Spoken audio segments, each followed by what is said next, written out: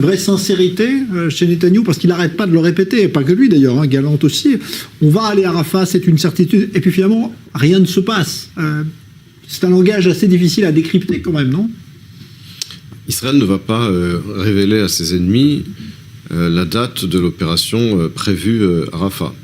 On sait, vous l'avez rappelé dans votre reportage, qu'il y a des désaccords avec l'administration Biden sur l'ampleur et les modalités d'une telle opération. Comme vient de le rappeler Dror, le ministre des Affaires stratégiques Ron Dermer et le conseiller à la sécurité nationale Tzachi Hanegbi sont en route pour Washington pour discuter avec les Américains des détails de cette opération. Ils y vont bien pour parler des détails de l'opération, pour s'assurer qu'il y a une compréhension, un accord entre les gouvernements américains et israéliens sur les modalités de l'opération militaire à Rafah.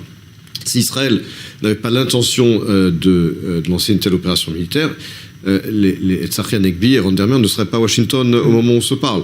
Donc cette opération, comme je l'ai dit, elle aura lieu parce qu'elle est nécessaire. Sans réduire et sans mettre fin à ce dernier résidu de contrôle significatif du Hamas dans la bande de Gaza qui est Rafah, la guerre ne pourra pas être gagnée.